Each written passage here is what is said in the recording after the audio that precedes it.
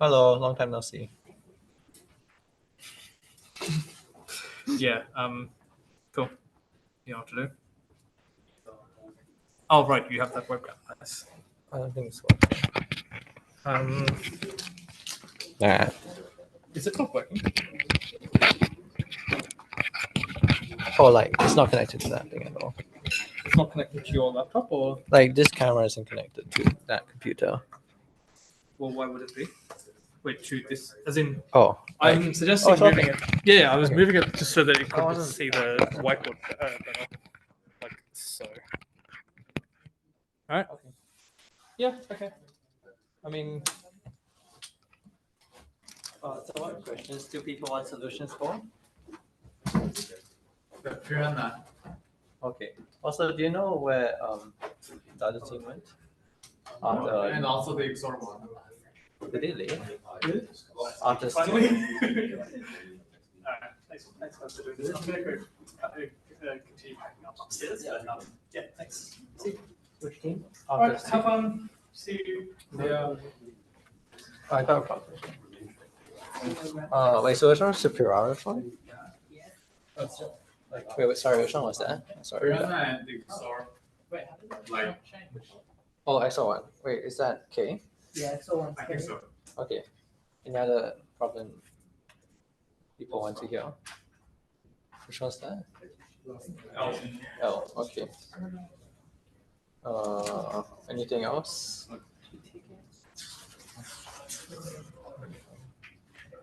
B have a nice solution. B. Okay, we can go through B. Oh, I guess my solution for B was like kind of iffy, but I don't know if you have better solution to it. Okay. Did anyone have a good solution to B? Maybe. Okay. I don't know. How do you want to do this? For B. Like to go through solutions. No. Was it just B and K? and And L. BKO. And that's all. Like, we collect the number. Wait, did you get? Did you get L? Oh, I don't think I did. Well, I saw it. Oh, you can explain. No, I can't. So. we did L with the FFT solution, but I did not work it, so I can't explain everything. Oh, so you guys got L with FFT as well? Yeah. I kind of know, I don't care. You can just kind of. Would you be comfortable explaining K dollars? Would you be comfortable explaining K? I can't explain like how to set up linear equations. Sure. Okay.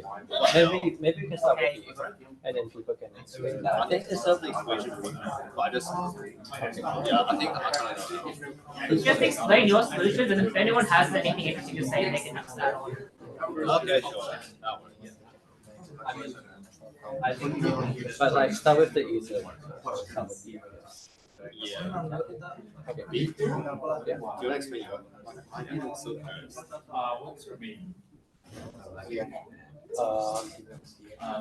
I guess I can explain mine. Yeah. Yeah. I'll think of one. Yeah, I wouldn't go. It is a bit. Oh, I don't have it on this computer. Oh, that's so weird. I don't know. I think. So like for B, actually I'm gonna move this a bit this way.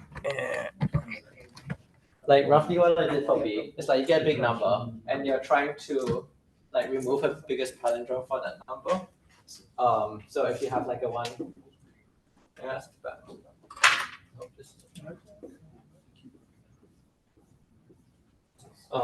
Then like I realized that a big palindrome would be like 109. Does anyone else have factor markers?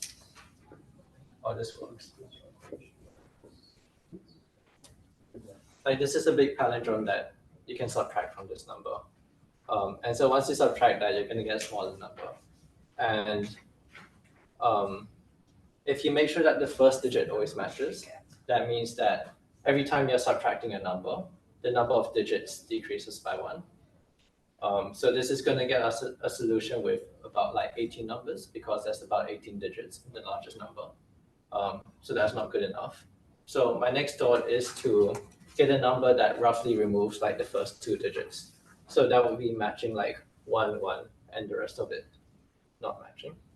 In this case, it's not possible because if you have like a 1, 1, then like 1, 1, 0, 0, 1, 1 is too large to be subtracted.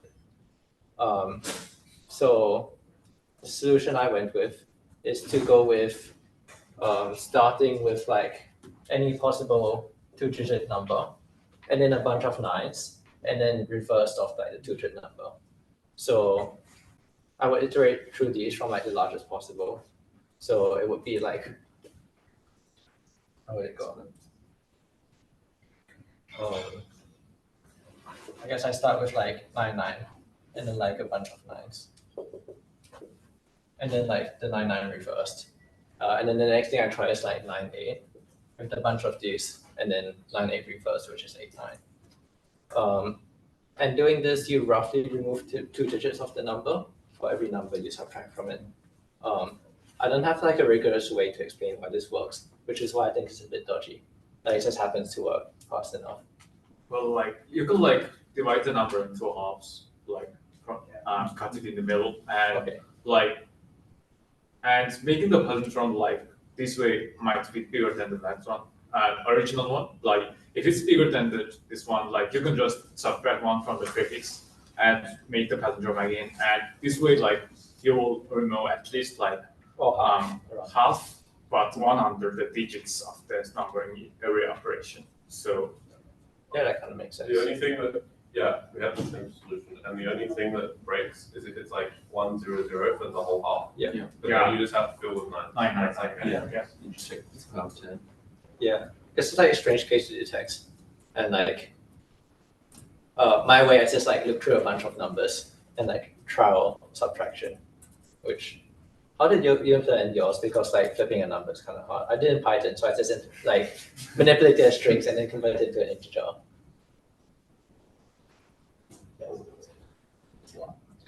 Oh, okay. Like, how would you like split the number in half and then deal with each half? Because I feel like that's not necessary. Sorry. You can consider like 1 even. Yeah, like Yeah. Okay. You can use like the length and then like the ceiling. you can limit like the string and take the length, or just like find the answer under logarithmic n base. Yeah, I guess that works. Yeah. Nice. Anyone else have like a different solution? Cameron, you said you have something. I will win. Oh, okay. Nice. What's your solution different? Let me check.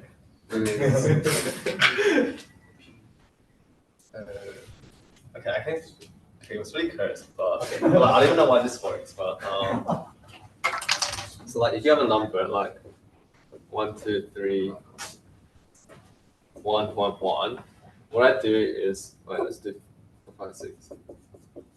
I just take the first half and then like flip it, but then there's a case where the second half might be smaller.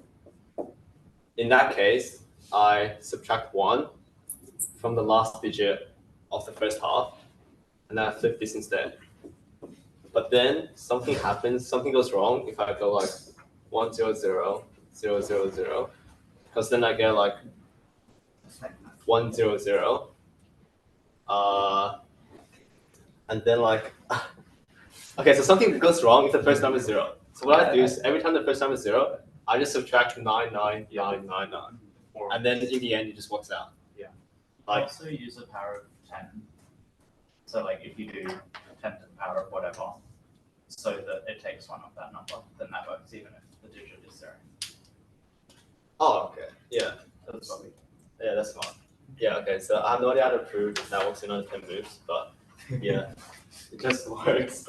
So like this is like the first half is like exactly something with the power of 10, which means like if you subtract 9999, it will like the remaining number is like half the digits of the original one. It's like proven. Oh yeah, okay, yeah. Yeah. Yeah, I think that works. Cool. Any other questions? No? Okay. Wait, so what was the next question? I believe K. Piranha, like the fish. Oh, the fish. Yeah, and like I think companies like KLN. Oh, okay. yeah, Probably go roughly in difficulty order. Like the one I was trying. Okay. I didn't even like read it. Does anyone know a solution for it? I'm pretty sure what we did was just simulation for forced moves. Simulation for force. Like if this fish is here and it needs to go to the right, you need to move to the right, so you just put your finger to the right of it. And then if it runs too long, we literally just use like time. If it runs for too long, we just exit and we say no solution.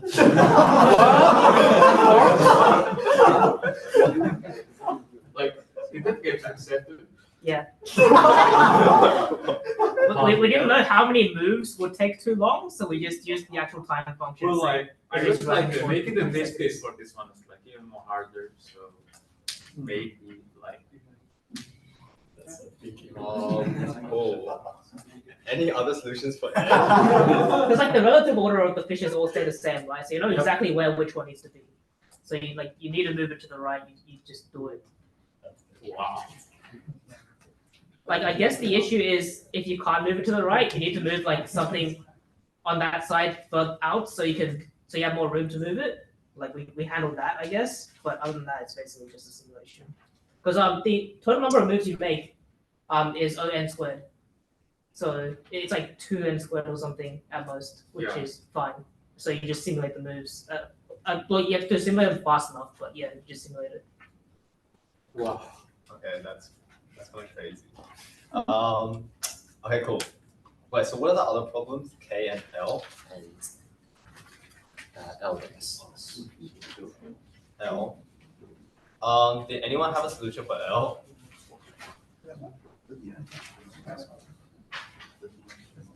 We did, but I can't explain it. Did anyone? I have one, but people like manage to submit it in time. So Okay, I think I have a very cursed FFT solution, but I didn't implement it, so I'm not too sure. Like, We got AC with it, but I didn't implement it, so I don't know. okay. Did anyone have an actual L solution? Wait, Hayden, you want to explain N?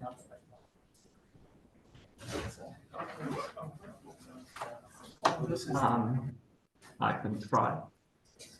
I don't know how I'm going to draw anything for anyone though. Oh, he says it's like kind of hard to explain. What's the text? It's okay. Wait, what? It's alright. I know. It's a bit hard to explain. Oh, wait, so do we just go with K now? Okay, Yeah, just go with the FFT. well, I'll just go with K now because I actually like know the solution works for K, I guess. Sure. Okay. Is there a whiteboard eraser?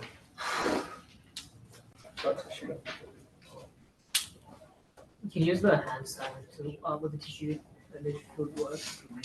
Hands and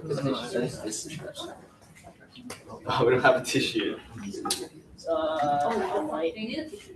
Yes. Oh wait. Just. Oh, yeah, okay.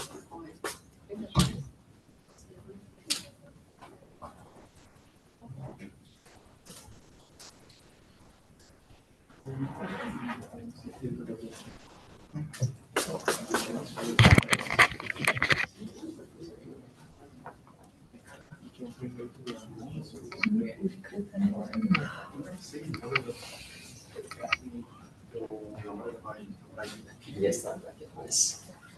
Okay, so I think for K, we'll do the problem for like one single query first, like from node A to node B, and then like this can hopefully extend to the full solution very easily. So from node A to node B, I guess we have like a graph.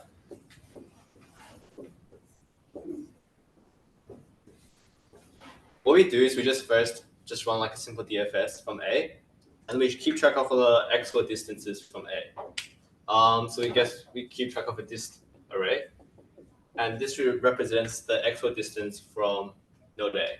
So just like I guess like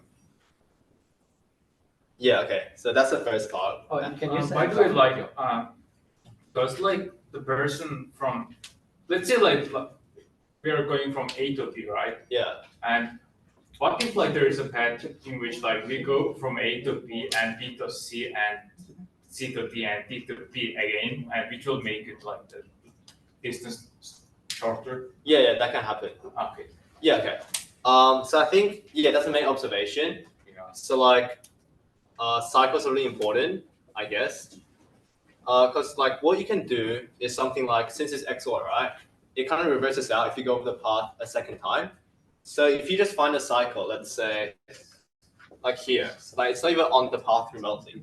What we can do is we can go to like the cycle here, like along this path, go through the cycle, and then go back. So what you'll find is that only the cycle's XOR matters.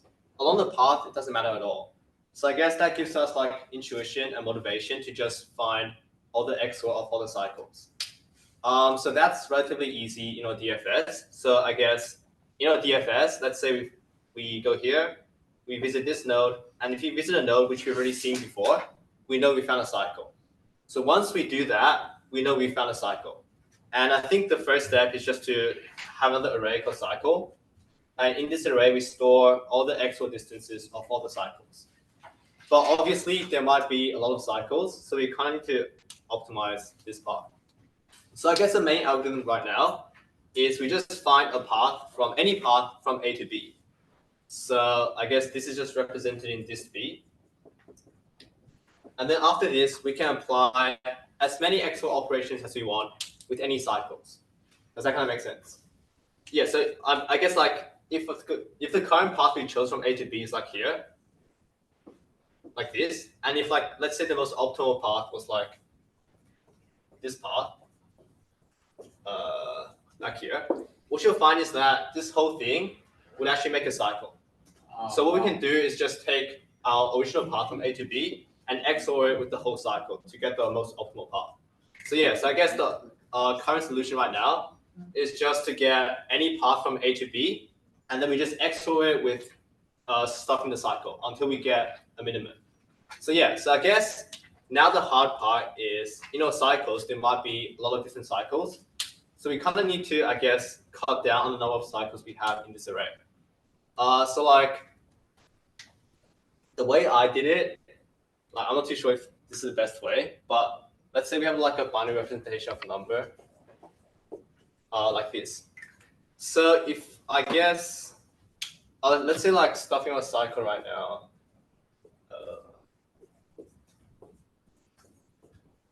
So like this is everything on a cycle. So this is like the cycle array, and these are all the XOR distances currently in the cycle. So let's say we want to add like a new cycle into the array.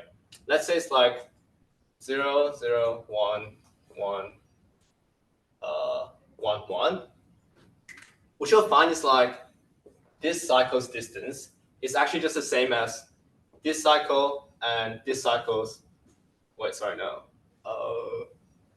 Okay, simple example for now. If you just have like 1, 0, 1, 1, 1, what you'll find is like this cycle's distance is actually the same as this cycle's XOR this cycle. So this is actually made redundant. Does that kind of make sense? Yeah, so like we don't want to add like any more redundant cycles into our cycle array to avoid blowing it up. So what we kind of do is XOR it with everything and check if the answer is inside. Yeah, basically. Well, the way I did it was like we take our current cycle, we XOR it with the first element, and take the minimum of the current cycle and this cycle XOR the first element. And then we get like a new minimum, we still get this one. Then we move on to the second one. So I guess the recurrence is like new cycle equals minimum of new cycle We literally ran and so linear equation. new cycle XOR cycle I for, I guess, I 1 less than length of cycle. Yes, I guess it's like the recurrence. And then at the end, if new cycle equals 0, then we know like this new cycle can be made just by XORing some of the original elements in the cycle array. And if it's not 0, we add this to our cycle array, because then we, I guess, gain like a new bit which we can use to reduce the solution. So yeah, so I think in the end, our cycle array will be something like 62, 63. Yeah, 62, 63 elements long, because we basically have like one or like a group of XORs which can turn off 1 bit or turn on 1 bit. And that's what we really want. So then basically we take this bit and then we just XOR with every single one of them in the cycle using the same recurrence. We try to reduce it every single time. And this kind of works because like in B, if there's a thing that turns off the max bit, it will turn it off. And then similarly, if there's a thing that will turn off this bit, it will turn it off. And eventually we'll reach a minimum solution. So I guess that solves the problem for 2 determined endpoints from A to B. But I mean, the question now needs us to answer Q different queries. And actually the problem is like the exact same to answer Q different queries. So I mean like now, let's say we found a solution from point A to point B. If we want to find a solution now from point C to point D, since we know the graph is connected, there must be a path from A to C, unlike C to D, unlike D to B. So what we do is basically we just XOR the distance from A to C with the distance from A to D. Does that kind of make sense? Why we do this is because you can basically think of it like we go from C to A first, find the minimum distance from, and then find the minimum distance from A to D. That's kind of what we do. So we go from that's kind of cool. Wait, but yeah. Because any shared paths, when you XOR them twice, they disappear, right? Yeah, so like, yeah. So like any shared path, it disappears. So at the end, we just get the path from C to D in the end. So basically, that's the whole algorithm, I think. So basically, for any 2 paths, we just first like say path length equals this C XOR this D, where C and D are the endpoints, and we run through the cycle array and keep on XORing to make it a new minimum. And we keep on doing this for every single query, and then we can get the answers for every single query. So yeah, that's it. It was kind of cool that part, so I'm not too sure, but any questions? If anyone doesn't know much about XOR, so A XOR A is always going to be 0, basically. Yeah. So Cool. that's what we use there. Yeah, so like that's why the path kind of cancels out if you go on the same edge twice. So that's why this whole thing works. Because if you go on the same edge twice, Wow. yeah, it reverses. So yeah, that's a solution for A, I think. We have the same type of solution. Might be easier to explain though. So all of this stuff is basically you're forming a DFS tree with back edges. So you just say you're rooted at A. You use the DFS tree. You form whatever, and this is your main path through the tree, right? And because it's not a tree, it's a graph, you'll have some back edges, and these are your simple cycles. So same thing. Basically, you get all of your the cycled XORs. What we did here was we just ran. This is a matrix, right? 0, 1 matrix. We just ran solved linear equation AX equals B. Every time we added something, we ran this. We ran the solved linear equation formula. It gives us the rank of the solution. If the rank increases, then the basis increases. So instead of doing any of this, we just ran the general algorithm for solved binary linear equation. Rank increases, we add it into our set. Rank doesn't increase, then we just don't add it. So we still end up with the same basis, 62, 63 elements, whatever. We didn't actually do the XOR path thing. We just did normal tree LCA, the canonical path between them, and then you just add some number of cycles in it. For the actual adding cycles, we also used solve linear equation algorithm. I can't tell you exactly how we set it up because I did not code it. It was something like you basically try to set the most significant bit to 0, run the solve linear equation on it, and then it'll return which bits are dependent on that one, as in we can set the first bit to 0, but then by doing so, we set all these other bits as well. And then you basically just keep going for each bit, try to set it to 0 if you can by running solve linear equation for each one. This is very slow, so I'm not sure why it passed. Because one linear equation run is n cubed, where n is the size of the or like the length of the matrix. So it's like 62 cubed. But because the algorithm uses bit sets, it's essentially 62 squared because you just run the bit set. It's like divided by 32 or 64 or whatever. So it's theoretically fast enough with the bit set optimization, which is like why it passed. But I don't think this should be the solution. Yeah, bit overkill. Like what's the LCA stuff? Yeah, the LCA stuff we just I don't know. That's just how you normally do tree stuff, so we just did it. But I think this solution should be easier to code if you have the if you have the algorithms because you can bring nodes, right? We have the algorithm in our nodes, so we just chuck it in instead of we didn't have to think about any of this stuff with the minimum and XORing in the actual matrix. Okay.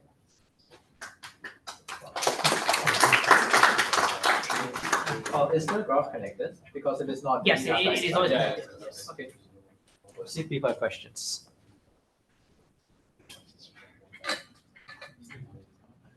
Oops. Is camera facing board? Camera is facing board. Okay. Any questions from people on Zoom? Okay. Is there any other questions to go through? Okay. So one. L, right? L. The one with the matrix side. The FFT one. But didn't Pizza Sushi do that FFT? I think I can do sorting and searching with some lazy symmetry. I can't explain now. Is Pizza Sushi just old one? Looks like it. Yeah, okay. Yeah, I also think that FFT works. Yeah, we got it with FFT, Yeah. but I did not code it, so I can't explain it. Because you can just multiply them and learn about how many of them matches. So if it's greater than n, but with some constraints on it.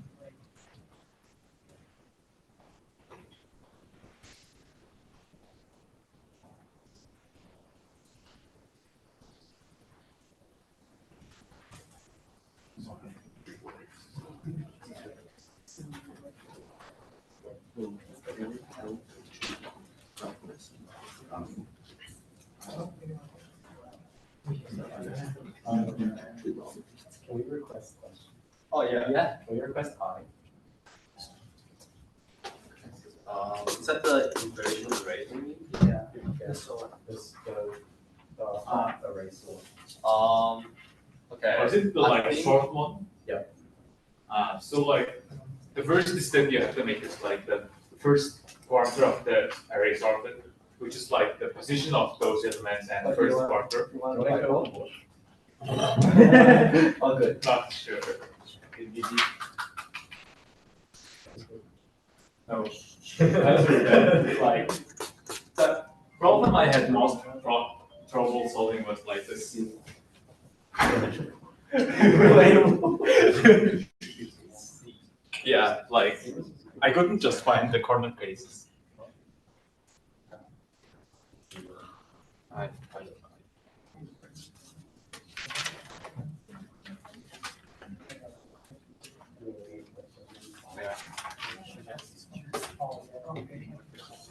So let's say there's an array with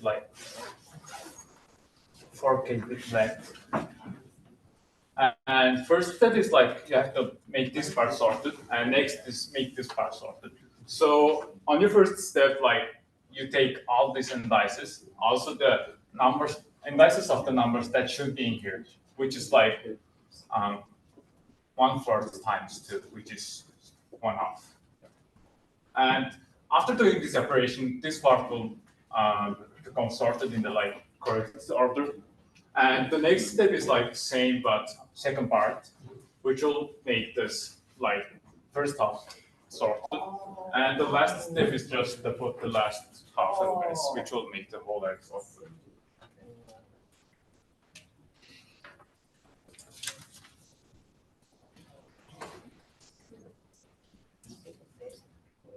Any other questions? Like suggestions? What was a fast way of doing problem E? E. Yeah. I think if you run a DFS, I just put like DFS, like double DFS, and it worked. Yeah. I didn't implement this, so I can't say anything. Did anyone want to explain E? What do you stop Jason.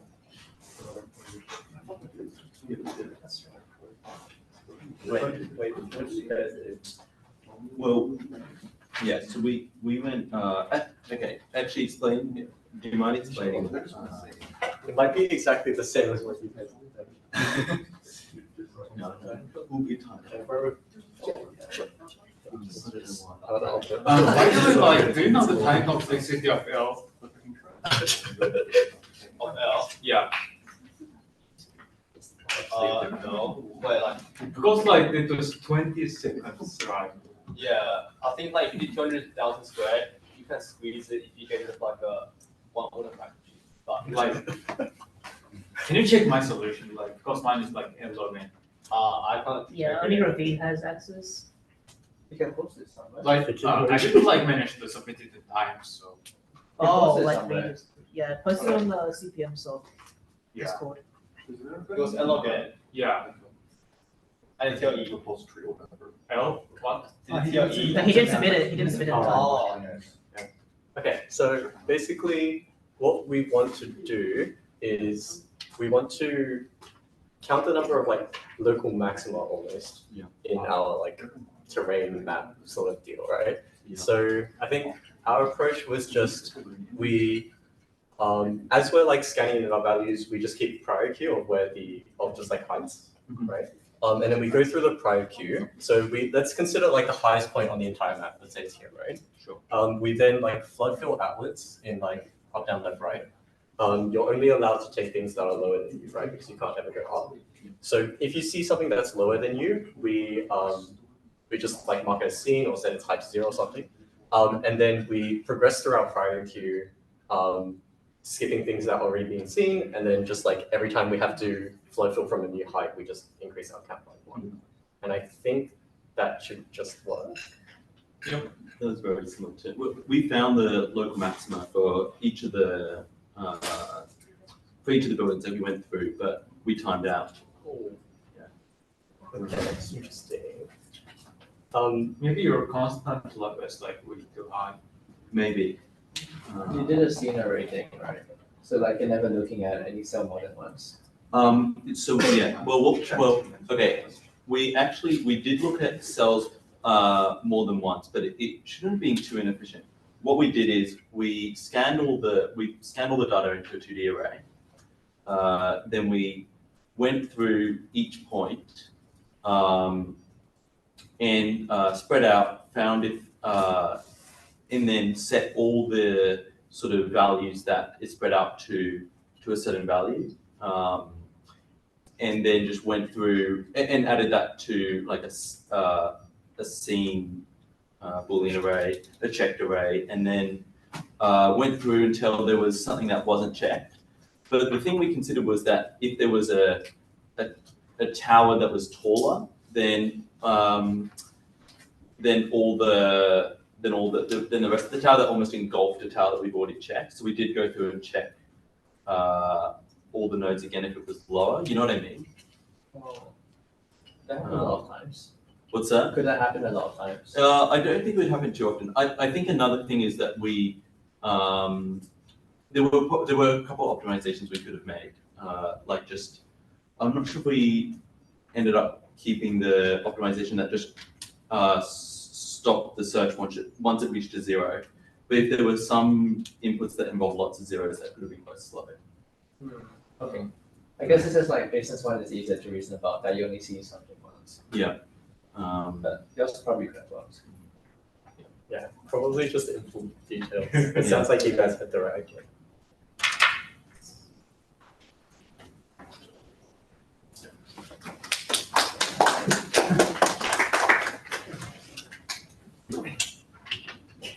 Any other questions?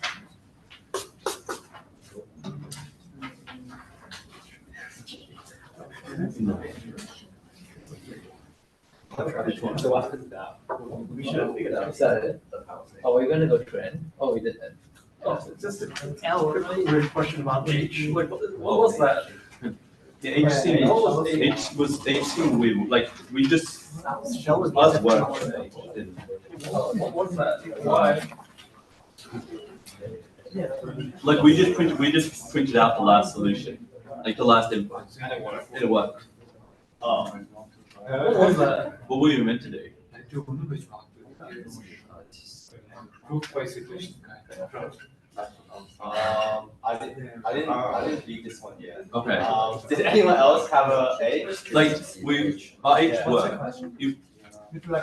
Were you just saying it seemed surprisingly simple? Oh, you just picked the first one. Oh, we just picked the last one. Like, is that? That's only. You're saying it seemed a little strange. It took Jason all like 2 nights to do that.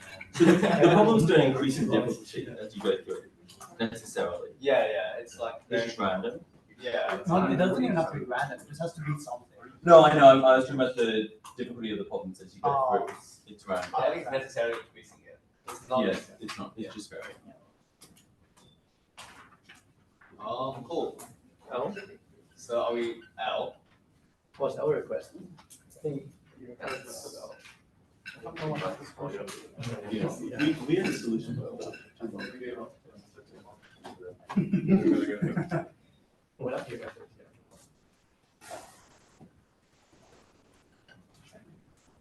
Honestly, I think it's going L. Okay, Yeah. that's fine. If you want to finish on, it's fine. Like in my bag, it's a small number. Yeah. Wait, Wait, does anyone know how to do L? good question. Do you guys want to hear my solution? Yeah, sure, if you want to. Like,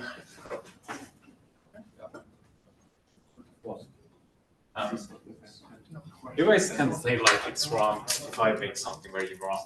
So, The brown one. it's very weird. So we have like basically 2 lines, one smaller, and the way I want to like check if it matches at position 1 is like put like if it first match this one with like every possible positions and put ones in positions like which match and 0 in others. And like if you do this for every element, like some will say like m, which is the length of this one. And if it's m, it will match at that position. And we just have to count the positions with m collisions. So we can do this like, if you were to do this like the normal way, it will be like n times m, which is way too high. And the thing I have done was like sort this one with the direction and length, also position. So if you were to like create an array with this kind of structure, increasing like this priority, we can just add from in a range in like log n operations, like using symmetry or maybe square decomposition. And if you were to like do that, there's one problem, which is like kind of matching which goes out of the bounds. And we can like handle this part by looking at the positions. So this one must have like, let's say we're solving for position I. This must have I minus 1 elements on top of it and n minus I elements under it. So we can just find the boundaries from this data structure by like lower bound and upper bound width.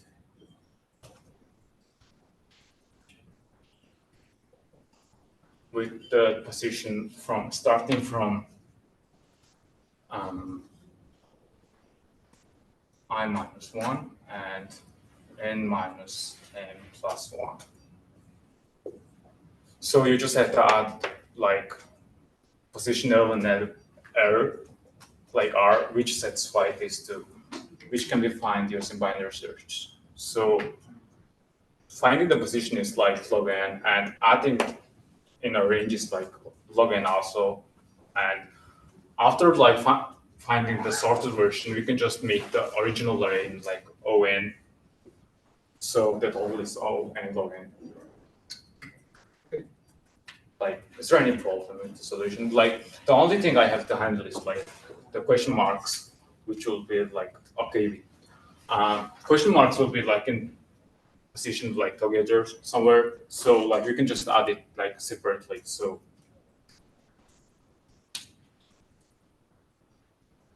Sounds good. I just googled string matching with wildcards and I have the FFT solution. The one? There's like a standard string matching. It's a FFT standard. where you, It's like, a standard do a string cross matching. sign, Yeah. Something. it's just a cosine something. Okay. well, like the only like advantage of this one is like we don't have to care for directional length limitation, which can be like 10 to the power of 9.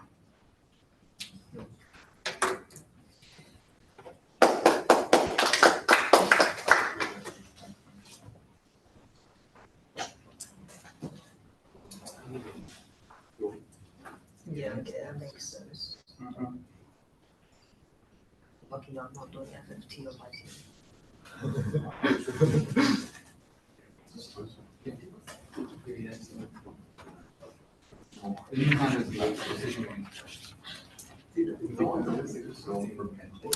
Right. Did you see this message from Albert? This is like 15 minutes ago. Oh, the camera also rotated. Yeah, that's good. This one? What's up with it? Nice. Albert, Albert. Oh, Albert. okay. So that, oh wait, yeah. Yes. it's you. Yeah, because I was saying like, it looks kind of sassy. Yeah. Okay, set it.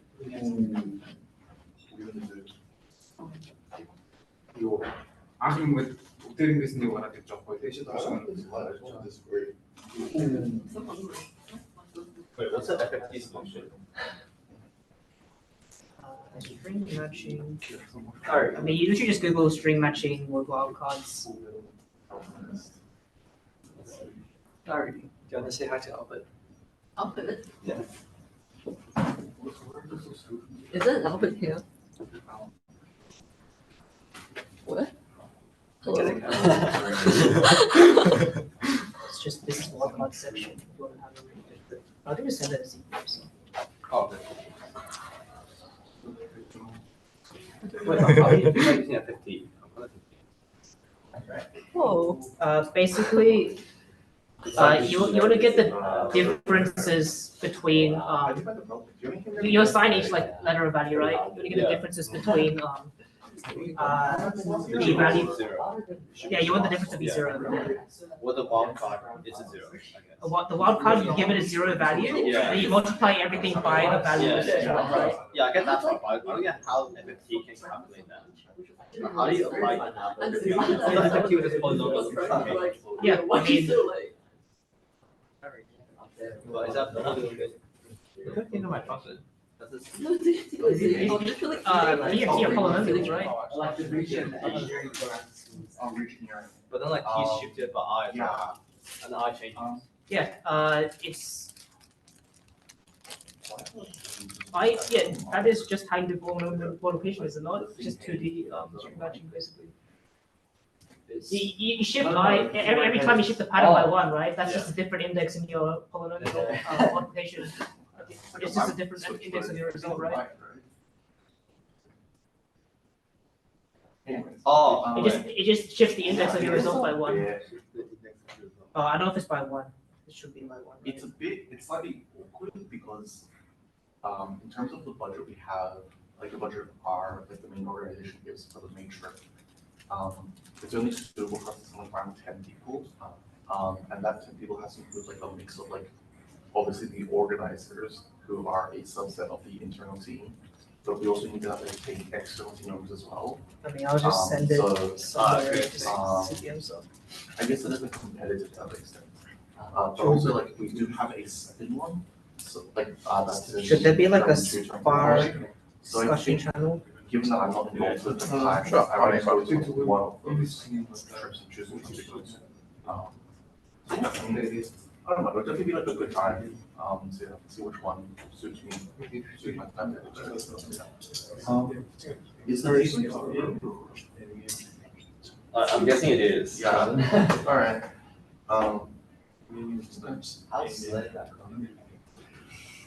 Concrete?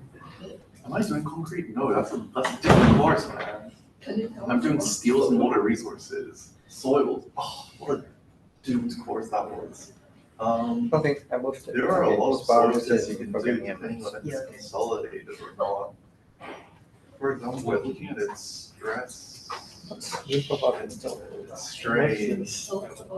New profile photo. Oh, It's a Timo hat. Oh, nice. You play big match. Not that much. My friend went to Korea during It's not one, even so matched he to the just bought some course, stuff. because they're like, oh, the Bernoulli's equation is scary. Here, just read this graph to find the value you're gonna use. So it's like, oh, okay, well, we're in the rough zone, so we like scan up, we hit the line, we scan left, and like, oh, that's the value. Like, what's your name? Yeah. What's your name? I mean, the Dallas, thing was, I but didn't I know am history, and it graduating. was already I graduated? Yeah. Do you like participating in cold courses? Nah, not really. I did a couple contests in like 2019. I think I'm like dark blue. Okay, bye bye. Or something. Like, are you like kind of like grandmaster or legendary? Like now? I don't do contests. I only come here because I'm still training for World Finals. Oh wow.